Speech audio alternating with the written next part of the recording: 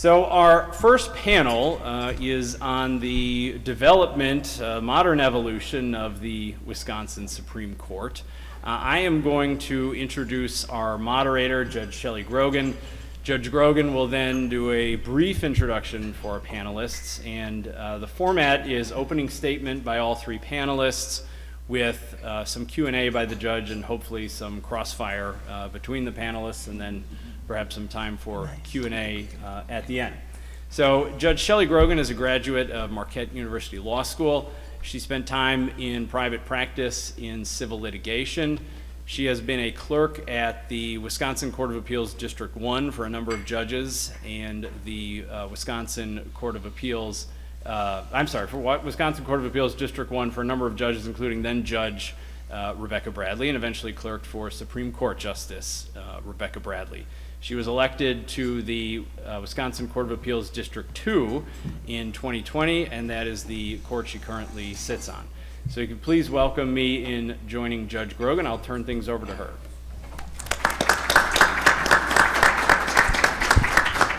Thank you, Attorney Fernholz. It's a true honor for me to be here, sitting and moderating with three exceptional, knowledgeable attorneys who have had many cases at the Wisconsin Supreme Court. And so I really appreciate the opportunity to do this. I'm going to introduce each one. The first one, sitting directly to my left, is Anthony Lacocco. He is the Deputy Counsel at the Wisconsin Institute of Law and Liberty. He came there after private practice at the law firm of Foley and Lardner in Milwaukee. He is a graduate of Harvard Law School, and he is the former judicial law clerk to the current Chief Justice of our Wisconsin Supreme Court, Annette Ziegler. He clerked with her for 2 years, and I had the privilege of clerking with Justice Rebecca Bradley at the same time that Attorney Lacocco was there. And then to Attorney Lacocco's left is Ryan Walsh. He's a partner at the law firm of Eimer, Stahl. He graduated from the University of Chicago Law School. He served as Wisconsin's Chief Deputy Solicitor General, presenting many cases to the Wisconsin Supreme Court. And he was a judicial law clerk to Justice Antonin Scalia at the United States Supreme Court. And then at the end of the table is Colin Roth. He is a partner at Stafford Rosenbaum's Madison office, graduate of New York University School of Law, and former Assistant Attorney General from the Wisconsin Department of Justice, where he represented the state in some of Wisconsin Supreme Court's pandemic and election cases. So Attorney Fernholz explained the format, so we're going to get started right away. And we are going to start with Attorney Lacocco, who is going to give us an overview on how the Wisconsin Supreme Court has evolved over the last 20 years. Thank you, Judge Grogan. It's a pleasure to be here. As Judge Grogan just explained, my role on this panel is to be the ghost of Wisconsin Supreme Court's past and discuss the evolution of the court over the past couple of decades. This history will no doubt be familiar to many of you, but hopefully its retelling will shed some light on where the court is now and where it might be going. In my view, at least, it shows the court should be on the eve, or could be on the eve, of a radical change in its jurisprudence. At the outset, it's worth observing just how much turnover there is on the Wisconsin Supreme Court. As of next year, when Justice Rogensack steps down, 5 of the court's 7 justices will have joined the court in 2015 or later. And in that same short amount of time, we will have seen 3 chief justices. Now, in some ways, this high rate of turnover is a built-in feature of our court. Our 7 justices are elected for 10-year terms, with Chief Justice being a 2-year position, meaning near constant elections. The court we have on a given day can be totally remade in a decade's time. The corollary of this principle is that the dominant jurisprudence of the court can change just as quickly. In other words, a court that places an emphasis on the primacy of the text in 1 year may be quickly replaced by justices who find legislative purpose more influential, or vice versa. Now, although the dominant jurisprudence can change, of course it doesn't have to, because Wisconsin voters could very well choose to elect justices who share the same philosophies each year. But in practice, they haven't done so. Instead, we've witnessed some fairly significant swings in the court's approach to cases in a relatively short period of time. One possible reason for this is that the Wisconsin Supreme Court looks like Wisconsin. Our state is famed nationwide for being closely politically divided. So perhaps it's no surprise that we see substantial shifts in the jurisprudence of the court in a short amount of time, whether through votes for our justices or votes for the governor who can appoint justices when there's a vacancy on the court. An additional factor is that our court is smaller than, say, the U.S. Supreme Court, 7 justices rather than 9, meaning that each justice carries a weightier vote, relatively speaking. In summary, because we have a more modestly sized court, because our judges are elected, because those elections occur often, and because our state is balanced politically, the Wisconsin Supreme Court is quite a dynamic body. And the modern history of the court illustrates this dynamism. To begin, I want to go back just 18 years to May of 2004 and one of the most cited decisions of the Wisconsin Supreme Court, Colin versus Circuit Court for Dane County. It's an opinion authored by then Justice Diane Sykes, who of course is now a judge on the 7th Circuit Court of Appeals.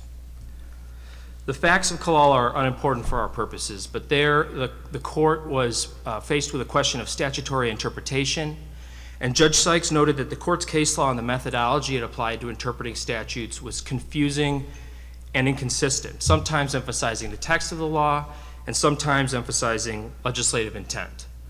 So Judge Sykes laid out several bedrock principles of textualism: the primacy of the text, reluctance to resort to extrinsic sources of interpretation like legislative history, and so on. And in so defining the rules of the game in Wisconsin, Colin was a landmark opinion for the state. But there were separate writings. The late then Chief Justice Shelley Abrahamson, the court's longest serving justice and our own liberal lion, concurred to disagree on a number of points, arguing that the court should take a, quote, comprehensive view toward determining legislative intent, end quote, rely more readily on extrinsic sources, and consider the, quote, consequences of alternative interpretations, arguably a synonym for public policy. Justice Ann Walsh Bradley, a close ally of Abrahamson's and still on the court today, also concurred and declined to join either discussion of methodology. So as Colin suggests, as it stood in May of 2004, we had a relatively conservative court with justices like Rogensack, Wilcox, Sykes, and Prosser in the majority, Crooks as a swing vote, and Abrahamson and Bradley in the minority. And I should pause here and note that when I say, this is the usual caveat, when I say conservative or liberal, that's just shorthand meant in the jurisprudential rather than the political sense. Conservative denoting a commitment to textualism and originalism, and liberal denoting the more comprehensive, shall we say, approach to interpreting statutes that considers purpose and public policy. So we had a relatively conservative court in May of 2004, but then everything changed. Justice Sykes became Judge Sykes of the 7th Circuit, and Governor Jim Doyle appointed Louis Butler, quite a liberal justice indeed, to replace her. And because Justice Crooks was a moderate, this was enough, together with Abrahamson and Ann Walsh Bradley, to shift the entire dynamic of the 7-justice court far leftward. And in fact, the 2004-2005 term of the court was like nothing Wisconsin had ever seen. It was well summarized in a now well-known Hallows lecture, given again by Judge Sykes, at Marquette Law School, entitled Reflections on the Wisconsin Supreme Court. I cannot do better than her in giving a sense of the decisions issued that term, so I quote the speech here. Quote, in a series of landmark decisions, the court, 1, rewrote the rational basis test for evaluating challenges to state statutes under the Wisconsin Constitution, striking down the statutory limit on non-economic damages in medical malpractice cases.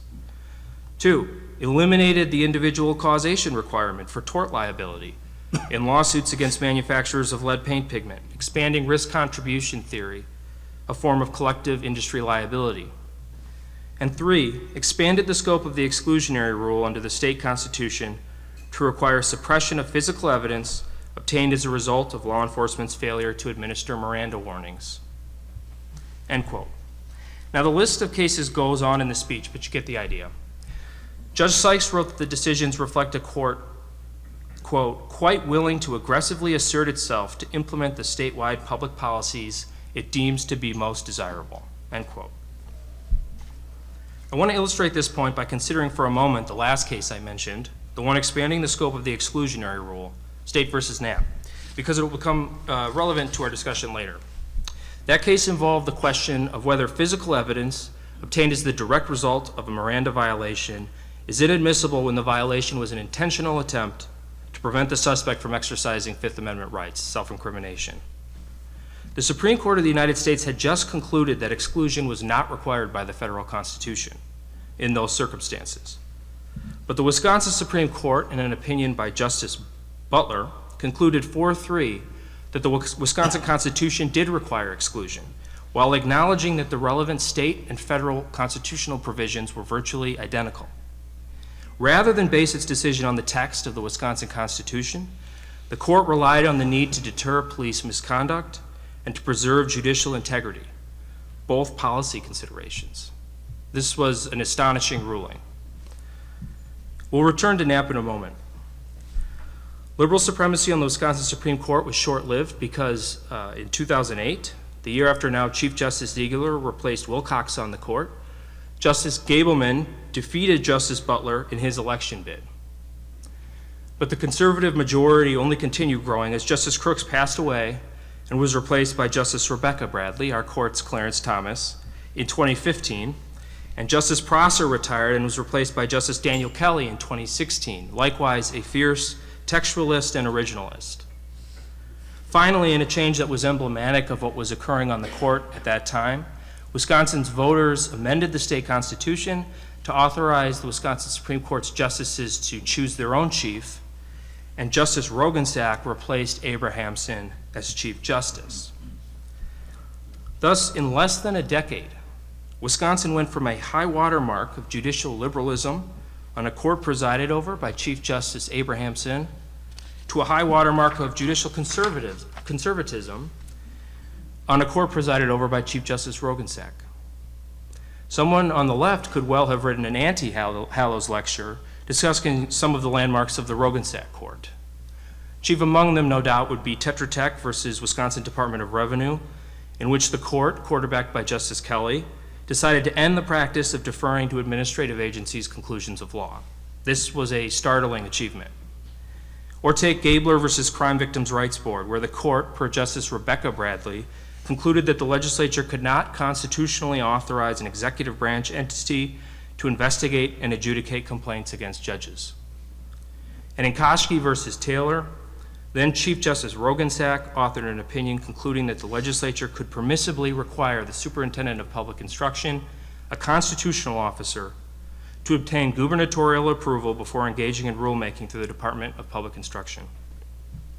In this way, it became very common to see the court deciding significant separation of powers cases. It also became commonplace to see Abrahamson and Ann Walsh Bradley in two-person dissents against 5-justice majorities. But as we've been discussing, the Wisconsin Supreme Court is dynamic, and this state of affairs did not last. In very rapid succession, over the course of just 3 years, Justices Ballot, Hagedorn, and Karofsky replaced Gableman, Abrahamson, and Kelly.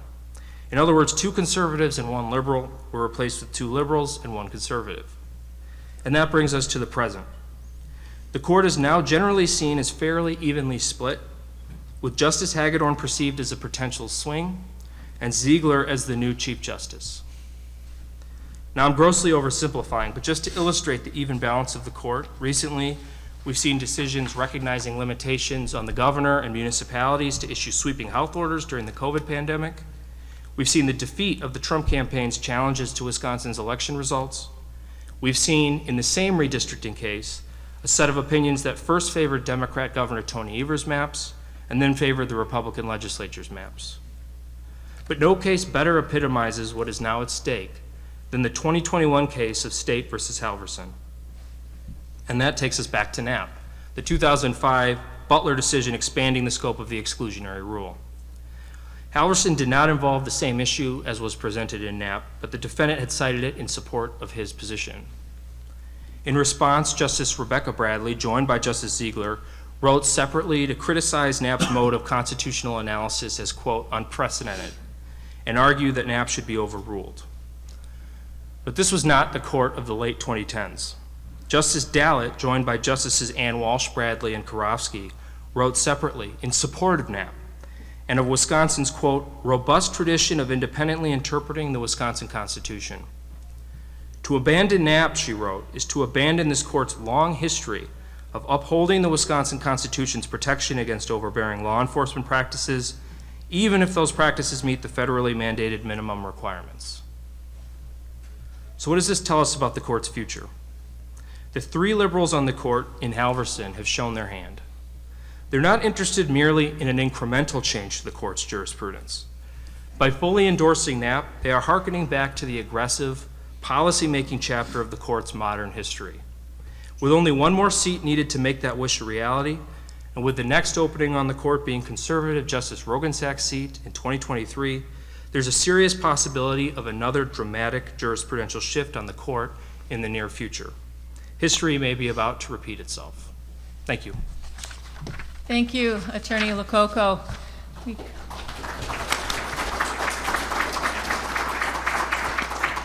We certainly have seen a lot of change in our Wisconsin Supreme Court, both with respect to the justices' makeup and the jurisprudence. And we do have some elections coming up. I'm going to ask about how you see that changing, but first we're going to continue on, and we will do Attorney Walsh's presentation discussing originalism with respect to the Wisconsin Constitution. Attorney Walsh? Thank you very much, Judge. I want to talk today about the growing importance of Wisconsin constitutional interpretation, and in particular, what I'll call Wisconsin constitutional originalism. So, to review the basics, we are governed under and protected by two constitutions, the Constitution of the United States and the Constitution of the state of Wisconsin. And there are important similarities and important differences between the two. Start with the fact that they were both ratified at very different times. One was ratified in the late 1700s. The Wisconsin Constitution was ratified in 1848, before the Civil War, the same year that the Communist Manifesto was published. Totally different era. The Wisconsin Constitution was amended, or the federal Constitution has been amended 27 times. The Wisconsin Constitution has been amended over 100 times. And of course, they have different provisions, and the provisions fall into about four categories. One, you have provisions in the Wisconsin Constitution that mirror those of the federal Constitution, maybe even verbatim.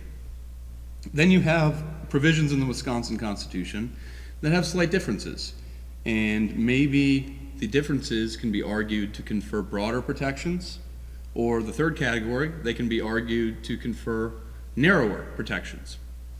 And then in the fourth category, you have provisions in the Wisconsin Constitution that have no analog at all in the federal Constitution. Like in Wisconsin, we're very proud that we have a constitutional right to hunt and fish. That right has not yet been found in a penumbra to an emanation of the federal Constitution, but I have a lot of hope that it will be someday. So an example might be in the second or third category. We have a provision in the Wisconsin Constitution that protects the right to free speech, but it doesn't say Congress shall make no law infringing the freedom of speech, as the First Amendment to the U.S. Constitution does. It says, every person may freely speak, write, and publish his sentiments on all subjects, being responsible for the abuse of that right, and no law shall be passed to restrain or abridge the liberty of speech or of the press. So what is the Wisconsin Supreme Court to do when asked to interpret and apply the Wisconsin Constitution? Well, again, to review the basics, it works differently for the federal Constitution than it does the Wisconsin one. When the Wisconsin Supreme Court sits in interpretation of the federal Constitution, it's effectively the same as a federal court of appeals. Its job is to apply the precedent of the Supreme Court of the United States. If that precedent doesn't address the question, they have an obligation still to answer the question. They can't dodge. They have to answer the question, but they have to apply precedents that have been given to them, and probably also even the methodology that those precedents of the U.S. Supreme Court adopt.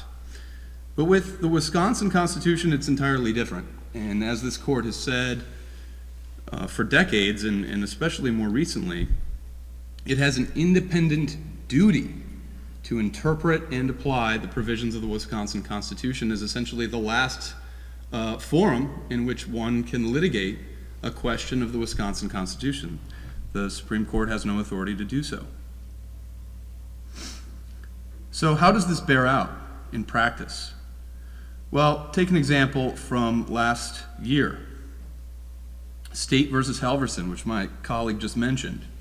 There was a question in that case whether the admission of a crime by a person who was incarcerated could be used to prove his guilt under the Wisconsin Constitution's analog to the Due Process Clause, or to the right not to be a witness against oneself.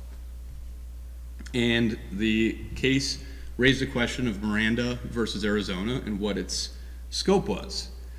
And what made it a case about the Wisconsin Constitution in particular was that the criminal defendant was arguing for a rule that the Supreme Court of the U.S.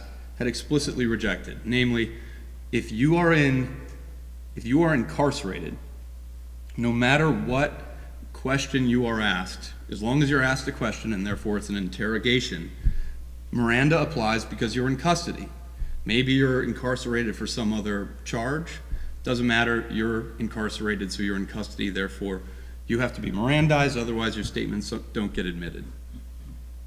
Supreme Court had rejected the per se rule that you're in custody whenever you're incarcerated, and Mr. Halverson asked our Supreme Court to adopt what the Supreme Court had rejected, except under Wisconsin's Constitution. And what the court did was said no, unanimously.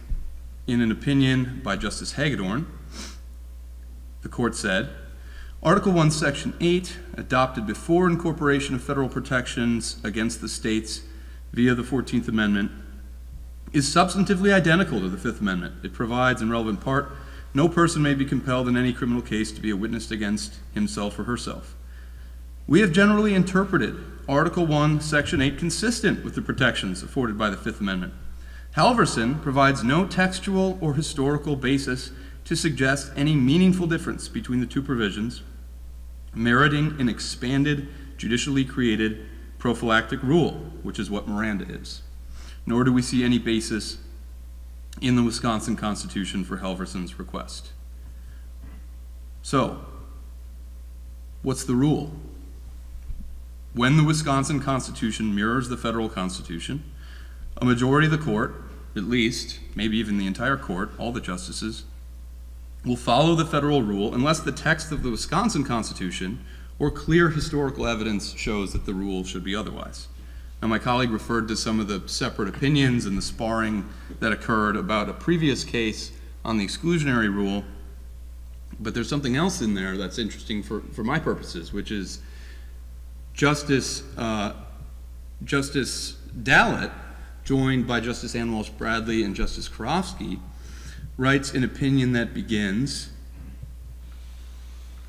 the Wisconsin Constitution was never intended to be interpreted in lockstep with the Constitution of the United States, which is a pretty bold statement, and I think probably reflects the views of many of the members of the court, although the different members of the court would approach the task of interpreting the Wisconsin Constitution quite differently. More on that in a minute.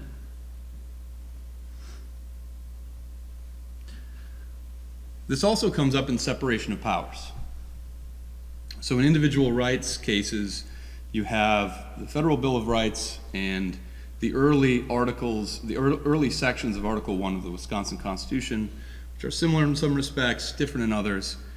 And likewise with the separation of powers, you have, on the one hand, we do have separation of powers in Wisconsin, and therefore everyone takes for granted that the reason powers are separated in Wisconsin is the same reason powers are separated in the federal system. See John Locke, see Montesquieu, see the Federalist Papers, and all the authorities that you would use in a federal case.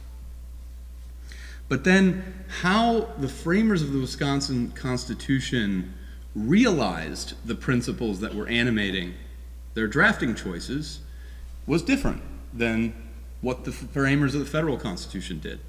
And so our system of government in Wisconsin looks a lot different. For one thing, we have officials who look like they're exercising executive authority, who are separate constitutional officers in Wisconsin, not subject to the governor.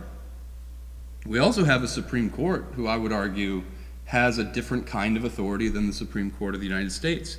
Our Constitution gives the Supreme Court of Wisconsin superintending authority and administrative authority over all courts in Wisconsin, which they've interpreted to mean they can even intervene in the middle of it, not intervene in the formal sense, but get involved in a case while it's being litigated in the circuit court, regardless whether there's some particular statute that gives a litigant a right to invoke that authority. So how does this play out? Well, Gabler versus Crime Victims' Right Board, which my colleague mentioned. The question there was whether a crime victims board created by the legislature, lodged in the executive, in particular in the Department of Justice, could sort of sit in review of decisions made by Wisconsin judges, particularly at the circuit court level, that affected victim rights in some way. And could this executive board supervise judges in a different branch of government? And the court said no, rather stridently, in an opinion by Justice Rebecca Bradley. And you look at the reasoning, and you would think you're reading an opinion of the Supreme Court of the United States. It's Montesquieu, John Locke, Federalist Papers, explaining why it's important that judges have independence and that they not be influenced by other branches, and therefore other branches need to stay out of their business. It's basically, it reads sort of like a Con Law 1 type case that you'd study in law school. But then there are other cases where separation of powers works differently in Wisconsin than it does in the federal system. There's a case this term that hasn't been decided yet. Attorney General Call versus Frederick Prane, which I've had some involvement in. And the question there is whether an appointee of Scott Walker who's held over his position beyond the 6-year term that the legislature prescribed can continue to exercise the powers of the office because no statute creates a vacancy in the circumstances in which he sits. And both sides approached briefing the constitutional backdrop of this question, very much assuming that the principles of federal separation of powers were animating how the court ought to decide the question. So DOJ argued, Dr. Prane, who sits on the Natural Resources Board, is exercising executive-like authority, so he should be subject to executive-like oversight, which includes the power to remove. The sine qua non of executive oversight is the power to remove. And they cite all the federal constitutional cases that we all studied as 1Ls. And Justice Hagedorn asked a question, an argument of the DOJ attorney. He said, I understand, the theory, but what I would like to know is what is the original meaning of the Wisconsin Constitution, and what is the historical practice going back to the 1840s surrounding appointments and legislative oversight over appointees? And he says, in so many words, I'm paraphrasing, my law clerks and I have been looking, and it appears that in Wisconsin, the legislature has long-standing authority over appointments, unlike in the federal system. And what that question made clear is that the court, at least Justice Hagedorn, and I'm about to mention some other cases in which other justices have expressed a similar question, is very interested in knowing how Wisconsin constitutional practice differs. They know the basics of the federal Constitution, they know the Federalist Papers, etc. What they now want to know is how the different provisions in Wisconsin's Constitution were understood at the time they were ratified by the people. So I think this raises 4 questions, this recent trend. So it's clear the Supreme Court's interested in interpreting the Wisconsin Constitution and applying it. And where the rubber meets the road in actual cases is where the Wisconsin Constitution might confer a broader protection than the federal one. Otherwise, why does it matter? Because the Federal Bill of Rights applies to the state more or less through incorporation. So if your statement to the police wasn't Mirandized and it should have been, you are protected by Miranda because the Federal Constitution Bill of Rights applies to you via incorporation. So whether Wisconsin's Constitution has a Miranda rule, but it's narrower than the federal one, doesn't come up squarely. The question is there a textual or historical reason to think that any Miranda rule under the Wisconsin Constitution is broader? I think this focus on whether the Wisconsin Constitution confers broader protections is incomplete, and it's leading the jurisprudence of the court on Wisconsin constitutional questions to be what academics call under-theorized. So in that case, Halverson, we didn't get an opinion from the court analyzing whether Wisconsin Constitution has a Miranda rule at all. Which is interesting because Miranda is one of the few areas where the U.S. Supreme Court has come out and said, we're making this up. It's a prophylactic rule, not based on the federal Constitution, and for a while people thought Congress could actually repeal Miranda because it was just a prophylactic rule, basically announced by the Supreme Court sitting in common law. And so because we don't know whether there's a Miranda rule in the first place in Wisconsin, we can't really think from first principles about how far any such right would extend. The second problem is, so suppose you have a case that raises a question of what the Wisconsin Constitution means. On the one hand, the court's got this independent duty to figure it out themselves, and they take that very seriously. On the other hand, you better brief it, because the court has said, such as in Halverson, nothing in the text of the Constitution supports Halverson's request. To the extent any historical evidence may assist Halverson, he has not presented those arguments here, nor will we develop them for him. So what are the sources that we all need to begin to brief and study to present arguments about Wisconsin's Constitution to the court? They've told us it's common law, as it existed at the time the Constitution was adopted. Constitutional debates, plain meaning of the term at the time. So pull the dictionaries from the 1840s. You can find the list of approved dictionaries in reading law by Antonin Scalia and Brian Garner, so don't use the bad ones. And then you got to budget time to go to the state law library and study the newspapers from the time, study the notes from the state constitutional convention, and put this stuff in your brief, because if you don't, the law clerks will do it. And they might get it wrong, because after all, as the critics of originalism like to say, it's just law office history. They're not trained in history. So if it's left to a process that's not subject to adversarial testing, the court might get it wrong. Lastly, I think there's a big question about what this trend means for unenumerated rights. So very briefly, the Supreme Court of the United States has recognized all kinds of unenumerated rights under the guise of the substantive due process doctrine, which isn't based on actual text in the Constitution, but it is based on an idea of what due process must mean. Wisconsin has a due process clause, but interestingly, it applies only in criminal cases. Did you know this? Wait, what? I learned this recently. Sorry. There's a due process clause in the Wisconsin Constitution that applies only in criminal cases.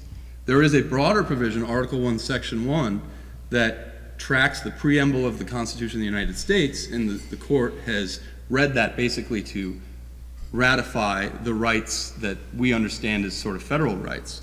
But there is no civil due process clause. So how do we approach the question of individual rights?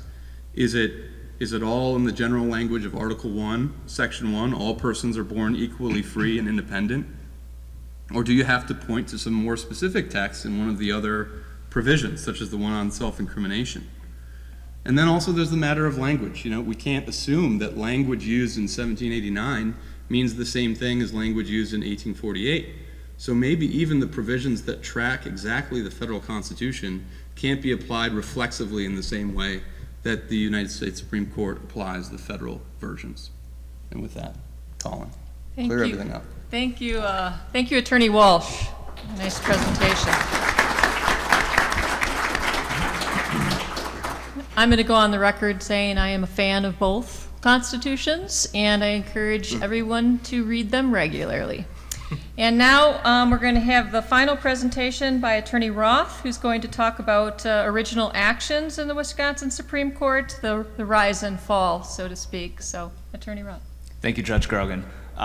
First thing I'm going to have to do when I get back to my office is reread the Constitution. I didn't know that. I'm going to have to check my briefs going forward. So I'm going to talk about original actions, and I think it's a really great topic that I think encapsulates some of what everyone's been talking about up here today.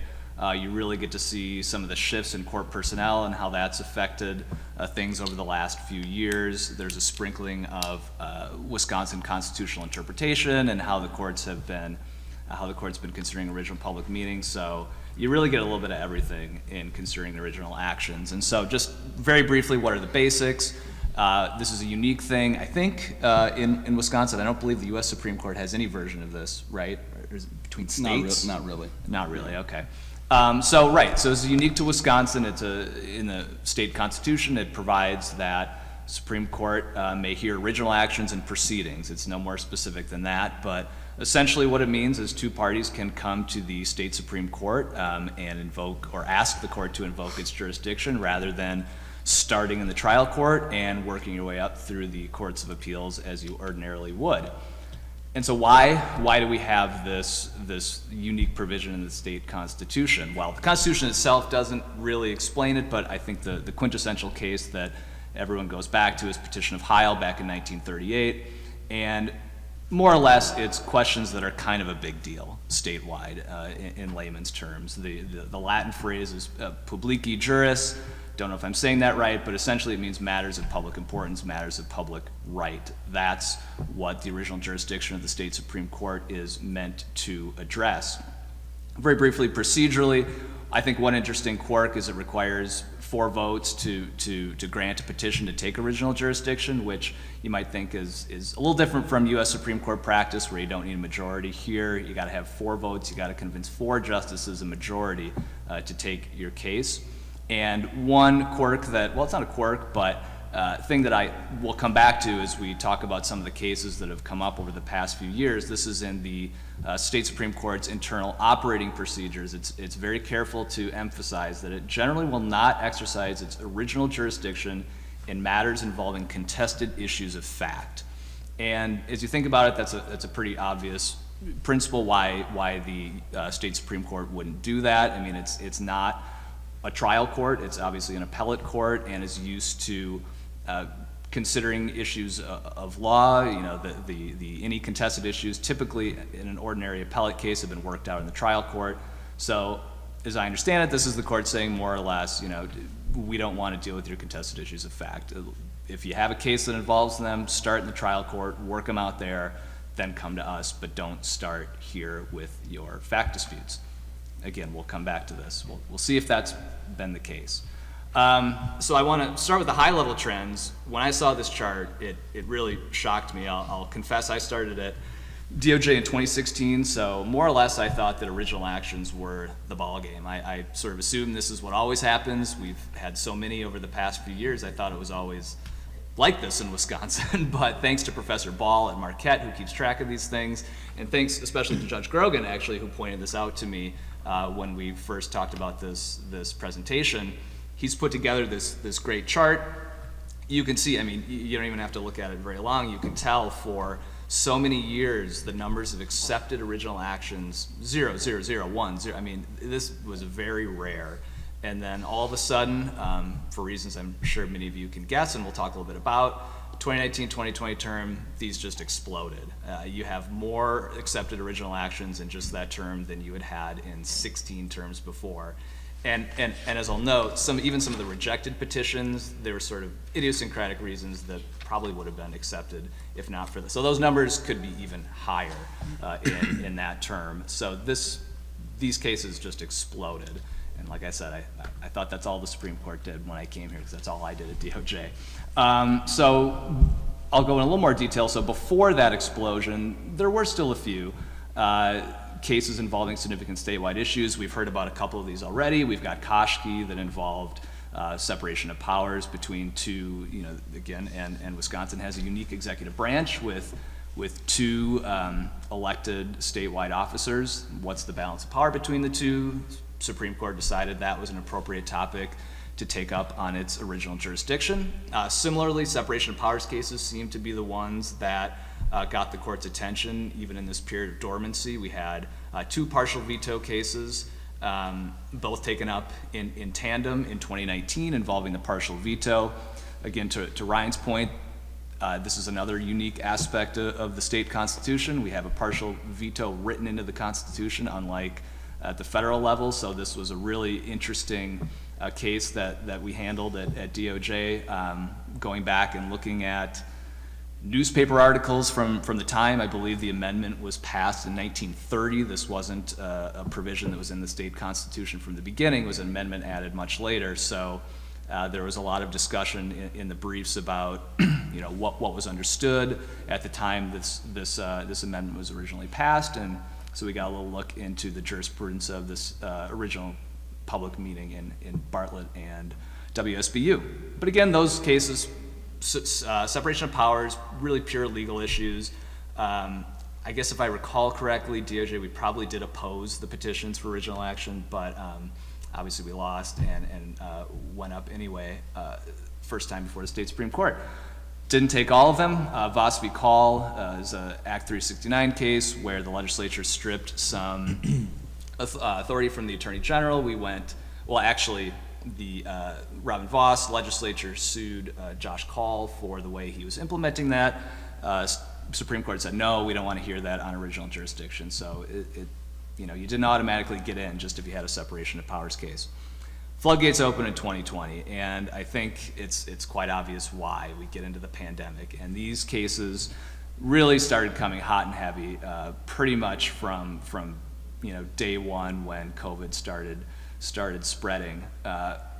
It was an emergency, and as I'm sure everyone can recall, there were a lot of responses at every level of government, very much including state government.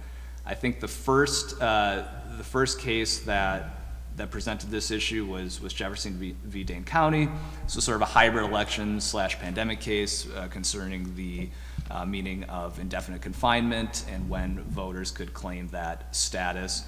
But it just, the list goes on and on. As you can see, we had just a slew of pandemic cases that came to the court on original jurisdiction. These cases didn't start in the trial court. So, and I'll talk about this more, part of the challenge of these cases is you don't have the regular appellate procedure, so you don't have the chance to develop arguments and refine them as they go up on appeal. I mean, typically, in a normal case, you've got the trial court, you've got the court of appeals, and then you get your court of last resort. So by the time you get up to that highest court, you've had a lot of time to really refine and perfect your arguments. These cases are very, very different, and what compounded that difficulty was many of these cases, as my friends up here can maybe attest to, is they asked for temporary injunctions. The plaintiffs, petitioners in these cases also requested emergency temporary relief time and again. So you have this situation where the state Supreme Court is stepping in the first instance.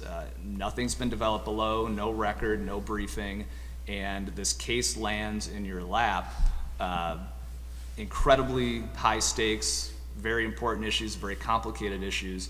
You got a temporary injunction motion, and it's sitting before your court of last resort, and you have days to resolve these, as I'm sure again everyone up here knows well. And this happened time and again. I think Palm was probably the biggest example of this. This was the safer at home order that the governor issued early 2020. I don't know the dates in front of me, but that case went from petition to decision in just record time. And as I recall, in virtually every one of these cases, the state would take the position that no, this is not an appropriate matter for an original action. This really should start at the trial court level because, as we saw a couple slides earlier, we think there are complicated fact issues that need to be developed here. That argument never really won the day. These cases were accepted as you can see, time and again during this period. And we resolved them for the first time in the Supreme Court. Just as a side note, Heinrich, this really piggybacks off of a couple topics raised earlier. You see Justice Hagedorn, I think, very clearly in one of his concurrences. This is in the final decision, not in the original action petition stage, but he issues a very interesting concurrence where he asks the parties very forthrightly to offer arguments on the original public meaning of the state constitution. This was a case involving an order shutting down, a local order shutting down schools, including private religious schools, and so there was a religious freedom element to the case, and went up on original jurisdiction. Justice Hagedorn, in his concurrence, made very clear back in 2020 what he wants to hear about his original public meeting. So just to piggyback on that. But you didn't get original jurisdiction automatically, even in this era. There were still some important cases that the state Supreme Court denied original jurisdiction over. One of them was a request from the Wisconsin Association of Criminal Defense Lawyers asking for an emergency order, basically to address the issue of overcrowded prisons in the COVID pandemic and how to keep prisoners safe and prevent the spread of disease. I guess I should say on the side, obviously, if the court declines to take original jurisdiction, you're not done. I mean, that doesn't have preclusive effect. You can start back in the trial court, and many of these cases that we'll get to ultimately took that approach. Original jurisdiction denied, you start back in the trial court and go up. So it's not as if you lose all avenues of relief. There's some exceptions to that which I think have provoked a lot of heartburn on the court when there truly are matters of just incredible time pressures where issues may be mooted if the court doesn't act quickly, and we'll see some of those as we go forward. So I think the first signs of a backtrack or retreat from this approach of really frequently taking these high stakes, important cases on original jurisdiction was Hawkins versus the Wisconsin Elections Commission. And as some of you may remember, this issue involved the Green Party had a ballot access challenge leading up to the 2020 general elections. There were some questions. Honestly, I forget exactly signature.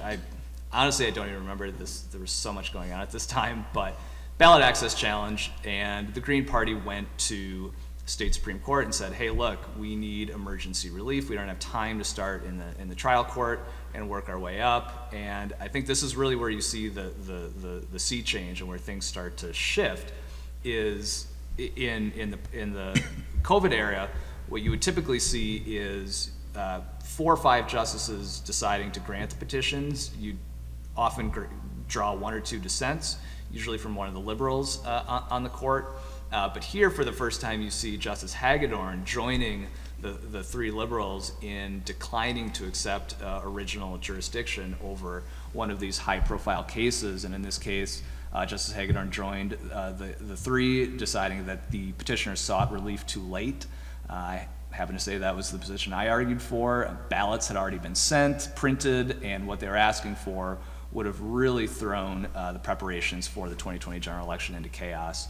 And so I certainly understand why the petitioners went to the state Supreme Court first rather than starting in the trial court. I mean, they needed a final decision, a final word from the state's highest court immediately, but nevertheless. And I think what you see in some of these dissents, so you start drawing dissents from these denials of original jurisdiction, and this sort of piggybacks on the topic of shadow dockets. I mean, these orders are not published.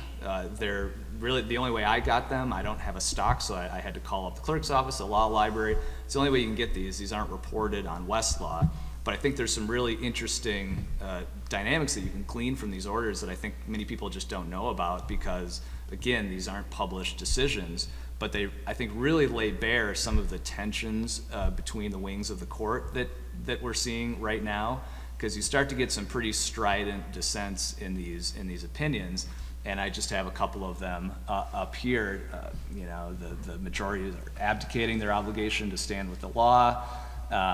Courts need to do better, dodging responsibility to uphold the rule of law. I mean, these are pretty strong opinions that you're seeing in these purely procedural question that's at issue here. Remember, this is just the question of whether to accept original jurisdiction, and This case was a little unique in that once it died, it died. I mean, there was no time for the petitioners to do anything else. They could not start back in the trial court. So this one is a little unique. But you see it again, even more pointedly in another COVID case that followed shortly thereafter, Jimfinity v. Dane County. And this was sort of the local government companion case to Palm. Palm was the statewide executive order that was restricting public gatherings at the early stages of the pandemic. That followed, once that was struck down, some of the local municipalities tried to do the same thing. And so Jimfinity was one of those follow-on cases. And petitioners again sort of thought, well, let's do the same thing we did in Palm. Let's go straight to the Supreme Court and get an answer. But Justice Hagedorn says no. Let's slow this down. And I think this really encapsulates what's going on. He says, court's designed to be the court of last resort, not the court of first resort. I hope we return there again. So very clearly, Justice Hagedorn saying, I am uncomfortable with what we've been doing. At least this is how I read him. This is just how I read this decision, but it seems pretty clear that he doesn't want to go there. Rogensack says, well, look, I understand we get many of these petitions, but when it's a fundamental personal liberty issue, I think the court should be taking them.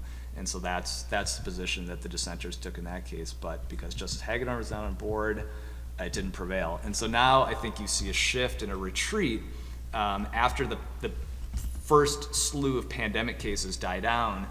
Then we shift to a lot of elections cases, and the gates really have more or less closed just as quickly as they opened. And so you can see, even in Trump v. Evers, which is sort of the big kahuna case that we had over the last couple of years, that first came, and it ultimately did get to the state Supreme Court, but that was on bypass after they went back to the trial court to do the recount litigation. But the first ask was, state Supreme Court, please take this case on original jurisdiction, and they said no. And again, you'll see this time and again, and you really do start seeing some very pointed dissents, and you can clearly see that Justice Hagedorn's flip in joining the three liberals and denying a lot of these petitions has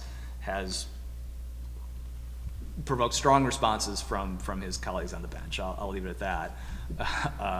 You can see, again, from some of the language in these dissents, Rebecca Bradley, Justice Bradley in particular, seems particularly aggrieved. And I say, so I'll end with redistricting, which is sort of an exception, but I think, again, it's such a unique case. This is one that they obviously did take on original jurisdiction. And I think this really highlights the objection that I had all along litigating these cases at DOJ, which is that, look, some of these cases really are fact intensive and you can't get around it. And that was the position that the dissenters took when the petition for redistricting came before the court. And frankly, I think it was borne out in the summary reversal they got from the US Supreme Court, and Justice Hagedorn, in his concurring opinion, when the legislature's maps were ultimately adopted, I read that as a mea culpa. He more or less says, look, we didn't have a good record. We didn't have enough facts to make the decision, and frankly, that's what I would have said to him if I had been opposing the petition in the first place, is look, these fact-intensive cases, you really got to be careful before you take them on original jurisdiction, because, the state Supreme Court, in my personal opinion, it's just not designed to take facts. It's just not something that it's meant to do. And so when you have to do it in important cases like this is what you get. Thank you, Attorney Roth, for the good presentation on original actions. Original actions, as Attorney Roth said, they need 4 votes of the 7 justices to accept them. They are important because the trial courts are very busy and the Court of Appeals is very busy. And so, if you start your case in the trial court, it can take up to a year or longer. Trial court judges, is that correct? And then you go to the Court of Appeals and it can take up to a year or longer. And so when you have issues like the pandemic and elections, it original actions are important, and that might be the reason for the high numbers in that term. I don't think we have the numbers for original actions from 1917 or 18 term. Last time we had a pandemic, do we, Colin? No. Okay. All right. Very good. So I'll talk to Professor Ball. Maybe he can see if he has those. Yeah. So I just want to ask a couple quick questions, and then we're going to open it up to questions from the audience. You have three great, experienced Supreme Court lawyers up here. If you have any questions, that will be your time to ask. But as Attorney LoCoco mentioned, in the last 6.5 years, the makeup of our Supreme Court has changed dramatically. There are only currently 3 justices still serving. The rest of the makeup has changed. One of those 3 is retiring in 2023, which is next year. And one of those 3 term is ending in 2025. So my first question for the panel is the 2023 election or the 2025 election going to have a large impact on the Supreme Court decisions? Anyone want to volunteer to start?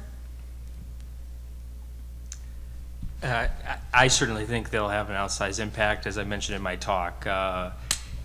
There could be a scenario where the justices that currently on the court are not quite as far to one end of the spectrum with respect to their judicial philosophies, but that's not the case here. If you're supporting a case like Knapp, as I went through, where the court is talking about deciding constitutional cases on the basis of public policy, that is a very aggressive approach to judging. So as I mentioned, I think the election could make a huge difference if Justice Rogensack is replaced by someone who is in the same jurisprudential camp as Dallek, Karofsky, and Walsh-Bradley. You could see the court taking some very significant steps toward, as Judge Sykes said, achieving the public policy goals that they see as most desirable, whether that be deterring police misconduct in Halverson or some other policy. Yeah, I would agree and disagree to an extent. I mean, I think clearly right now the court's on a knife's edge. It's 3-3, and Justice Hagedorn is the swing vote, who everyone's pitching to, and clearly that balance could shift with the election. I mean, I would say, to paraphrase Justice Kagan, I mean, I don't know. I mean, is everyone, we're all textualists now, we're all originalists now? I mean, I haven't seen a big push to take Kalal, for instance, which, as a side note, I don't know if I've ever cited a case so often and had no idea what the facts are or what it was about.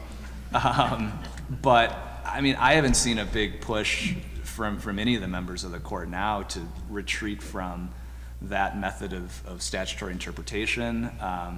The original public meeting, again, I haven't seen a big push from the members, the left members of this court to retreat from that.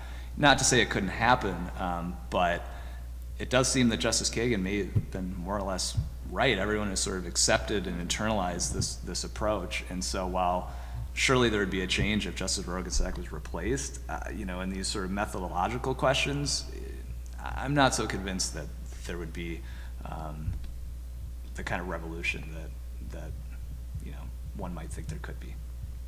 But who knows? Attorney Walsh, would you like to comment? Just one point, which is, I think it will matter a lot in that world what we know about the individual justices' views on stare decisis.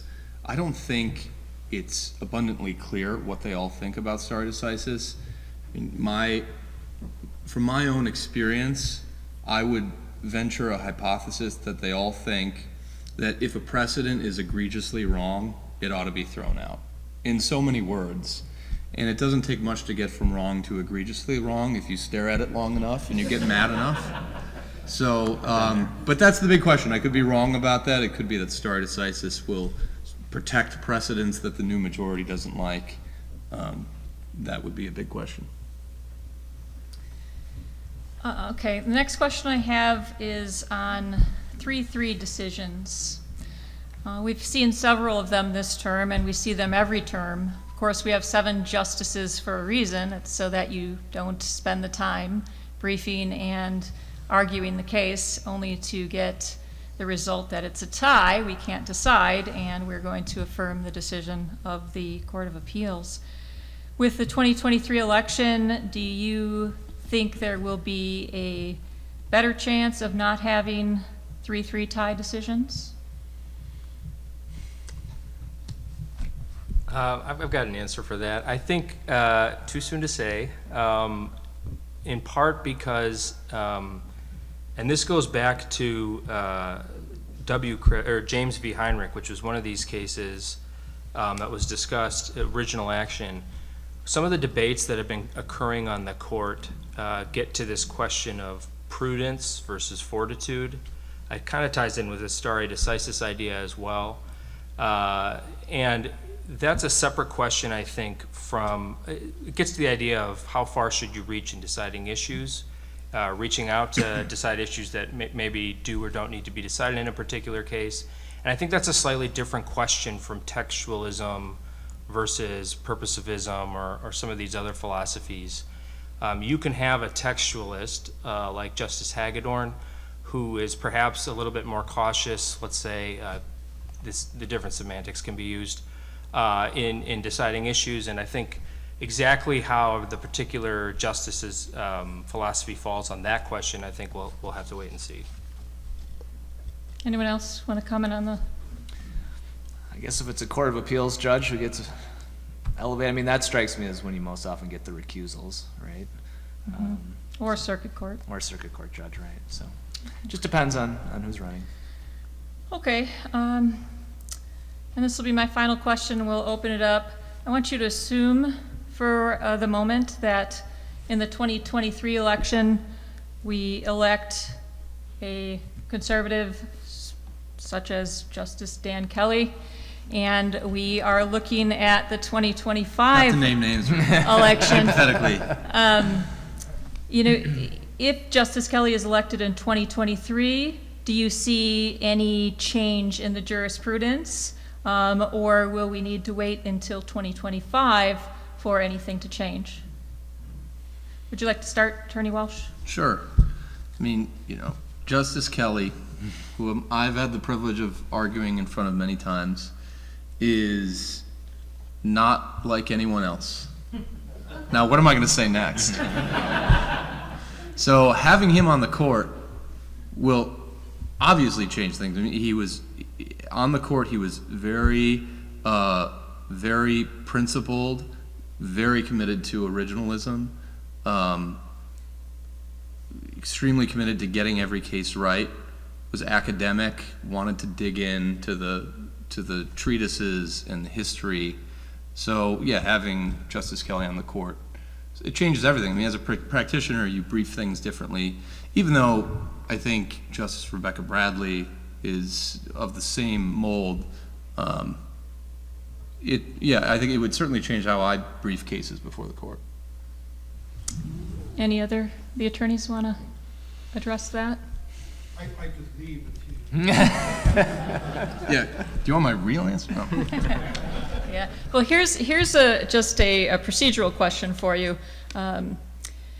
The Supreme Court recently switched to having 2 oral arguments scheduled on oral argument days instead of 3. Do you think that was a wise choice, or do you think that the 3 oral arguments a day worked better for you? Sometimes you want them to be a little sleepy.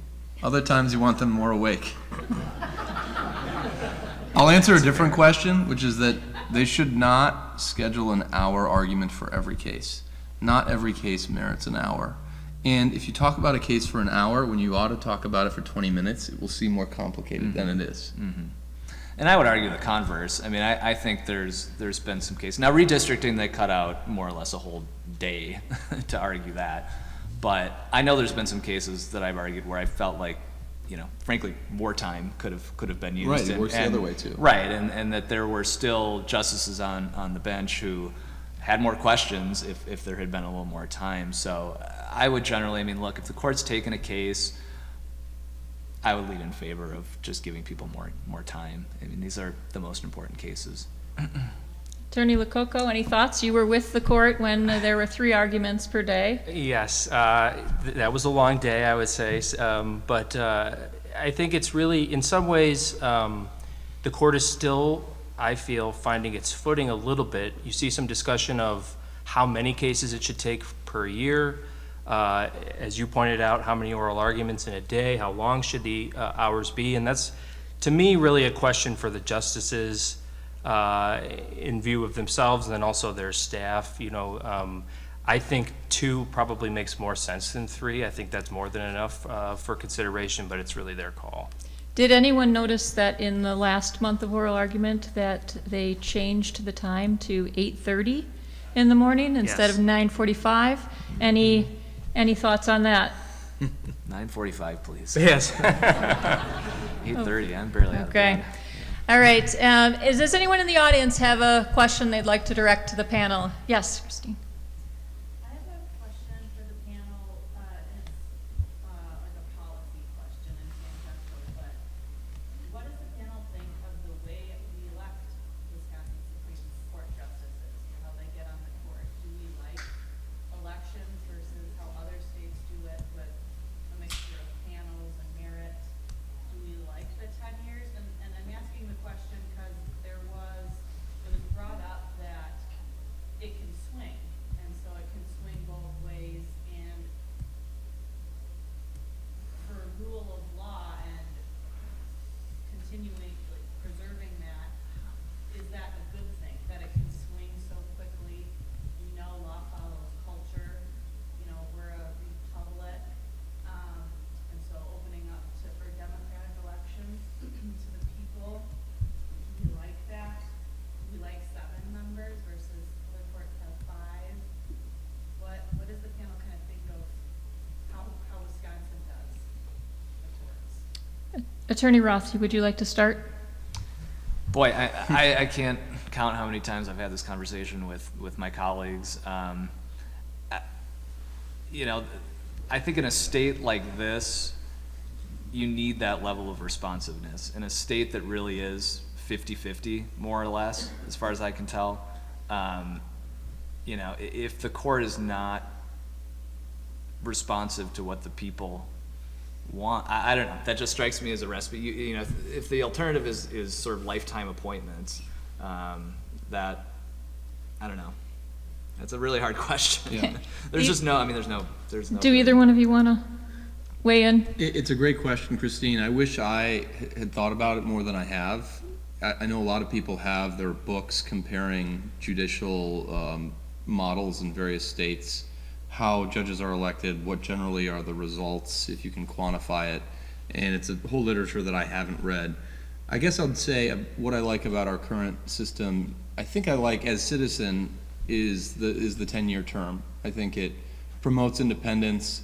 I think, you know, if I were on the bench, I wouldn't want to be worried that my decisions or opinions in the first year on some criminal procedure matter or something that doesn't seem like an earth-shattering big deal would be under a microscope the next year if I'm up for election again. I think I would like the independence that a 10-year term would give me. So that seems right, but I don't have any opinions about any of the other features of it.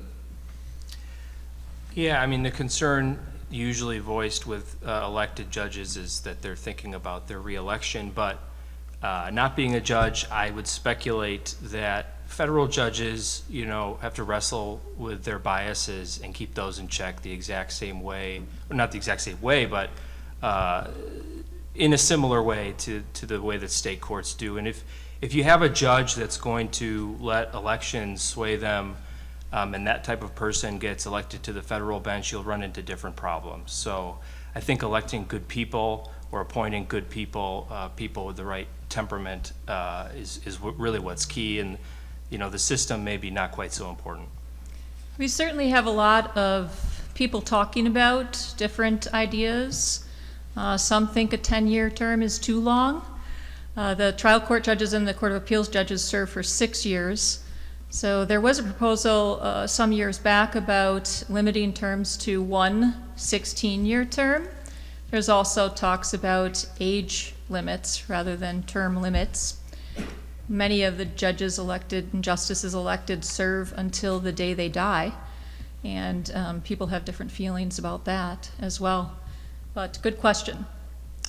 Any other questions? Yes.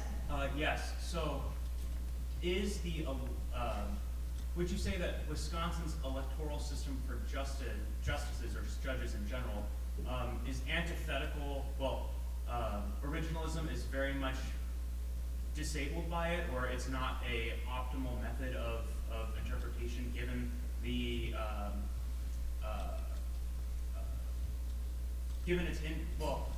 given how the Constitution is structured, the electoral system. Attorney Walsh, would you like to? I think it's probably neutral with respect to originalism. I think as an originalist, you'd want a court full, or maybe not entirely full, maybe you'd want a little bit of battle between the two sides, but you'd want a majority of judges who think that their task is to discern the original public meaning of a provision at the time of its enactment, and that you would want them to be very good at that. Aside from that, I don't think you'd much care. And I guess I could see if the electorate thinks that the judge they elect is maybe not going to do what they want in the current day, but rather, what the drafters intended 200 years ago, maybe the electorate would want to pick a judge who's going to ignore that and do what they want to do now. I mean, that actually is sort of an interesting point of view. I hadn't thought of that. Okay, any other questions? Yes, Judge Koshnick, who heard the lawyers say they do not like an 8:30 oral argument. See what I can do. I like 9:45 better myself. But I was the trial judge in Knapp, and just an interesting footnote, I'd be interested in your response to this. So I did not suppress, because the law said you don't suppress physical evidence of Miranda violation. Knapp 1, state Supreme Court, liberal majority said, we believe the U.S. Supreme Court would require this to be suppressed. That's the direction they're heading. Reversed me based on federal interpretation. The U.S. Supreme Court said, no, you got it wrong, we're not heading that direction. Comes back down to the Wisconsin Supreme Court and says, well, since that didn't work, we're going to apply this new federalism theory, which I actually agree with in the abstract, but they did it very selectively, because when it suited them, they were able to say, well, the Wisconsin Constitution has broader rights for criminal defendants than the federal Constitution, which they do have the power to do. What else I think underscores the activist nature of it was that they applied that rule retroactively. So when the officer made the decision not to read the Miranda rights, the rule was federal law and state law, no suppression of physical evidence, if we wanted physical evidence. So if you're going to do that, I think it's only fair to say going forward, police officers are now on notice, if you do this, this will be the consequence. And I think that renders the liberal majority's new federalism approach in that case in particular selective and even illegitimate. So do you agree or disagree? Thank you, Judge. I do not personally agree with the approach they took in that case. I'm glad you brought up the new federalism. That was pointed out by Justice Crooks in a separate writing in that case. And he was referring to this famous article by Supreme Court Justice Brennan telling state litigators essentially to make use of their state constitutions. And, in the abstract, that's correct. As Ryan was explaining, we should pay attention to differences in wording, differences in history, but that can be taken too far. The sheer fact that you are able to use Wisconsin constitutional provision differently doesn't necessarily mean that you should. I agree with that. Anyone else want to comment? There was one other question. Do we have another question? Jesse. Yes. I was just curious how often you think, going into oral argument, that the justices already have their minds made up. Have you been surprised by the justices who maybe haven't had their minds made up, or agreed or disagreed with you in cases where you thought it would be different? I think compared to the U.S. Supreme Court, the members of our Supreme Court are more open-minded and gettable from an advocate's point of view. At least in my experience, they clearly most often walk in with a particular view of how they will vote. But just from the dynamics of the conversation, I've seen it a number of times where a justice starts out one place and then the justice is clearly moving during argument, and maybe the justice swings back or maybe not. And that's much rarer at the U.S. Supreme Court, and then in federal courts of appeals, practices vary widely. So, yeah, I think, I do see that a fair amount, and I like it. I think that's the purpose of argument, right? You're not just up there to get beat up, I don't think. Feels that way sometimes. It does feel that way. Anyone else like to comment? I've found that to be particularly true with Justice Hagedorn. I mean, he's been the one that I've been able to pull over to my side most often, and some of the other ones it really is beating your head against the wall. But it's still fun. But Hagedorn, I can tell, is I've done arguments where I can see him taking notes. Trump v. Biden, I'll never forget. I was reading through the statutes, and I could see him scribbling as I went, and there it was in the opinion. So he's listening. Well, my observations, and of course I'm limited as what I can disclose, as is Anthony, because we worked in the Wisconsin Supreme Court, so we know whether or not they had their minds made up before they came out to oral argument. Of course, that's confidential, but I will say that, Judge Ralph Adam Fine, who worked at the Court of Appeals, he grilled both sides equally. He really believed in doing that, so he wouldn't reveal what his position was. I can pretty much tell which way an opinion is going to go in the Wisconsin Supreme Court by watching oral argument and listening to the questions. And so I like that. I think they should ask the questions that they need answered in order to, make up their decision. But it's different from, I think, a more of an old school approach where the judges never tipped their hand. Any other questions? Yes. If they could just briefly address the hot court, cold court distinction having to do with assigning the person who's going to write the majority opinion. Okay, does anyone want to take that? I mean, hot court and cold court basically just, do you want to answer that? Oh, I actually think really the you're moderator the here. I'm best not supposed to be position. answering questions. Hot court just means everyone's asking questions. You never get an opportunity to put your argument in. Cold means you get no questions. And so, it's really supposed to be a conversation between you and the justices. So you would, you want a hot court. I think you're asking, can you tell who's going to write the opinion by who's asking questions? Is that what you're? I mean, the distinction between that and a court where that decision isn't made until after oral argument. Well, they make the decision right away. They go into the conference room and decide. And they used to conference before oral arguments as well. So I'm not sure I'm answering your question. Does anyone else want to weigh in? I just wanted to point out, I agree with you, Judge. What you don't want is questions to end 10 minutes in an argument, because that usually means somebody's goose is cooked and it's been decided. They do not choose who writes the opinion until after.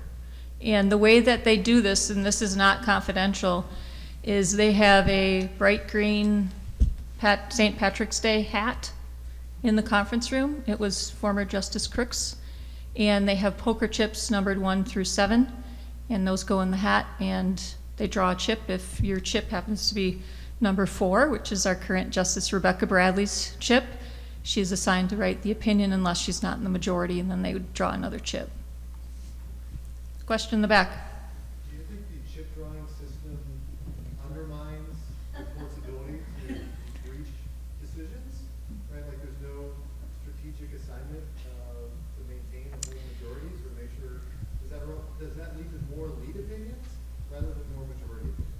I'm going to let Anthony answer this because I feel like I'm overstepping my moderation duties here. I do think lead opinions, I'm not really going to answer your question, Daniel, but I do think lead opinions have been a challenge in the past for the court, and I don't know what the solution to that is. It's probably case specific. I mean, they just happen sometimes. For those who aren't aware, lead opinion meaning, no binding majority, which means that the decision is not going to bind any lower courts going forward. I am surprised sometimes that it doesn't seem like there's more horse trading going on behind the scenes when you get a lead opinion that comes out and there's, 4 or 5 different writings. And you see areas where it seems like maybe the justice could have agreed, but, without being in the room, you just never really know what happened. So that's my non-answer to your question. Dan Kelly is here. You could talk to him afterwards if you'd like. I think I saw one more question. No, we answered it. Great. Well, thank you for your attention and attendance here. We're going to exit the stage because we are past our time and we want to get the next panel up here. But please join me in thanking Attorney LoCoco, Attorney Walsh, and Attorney Roth.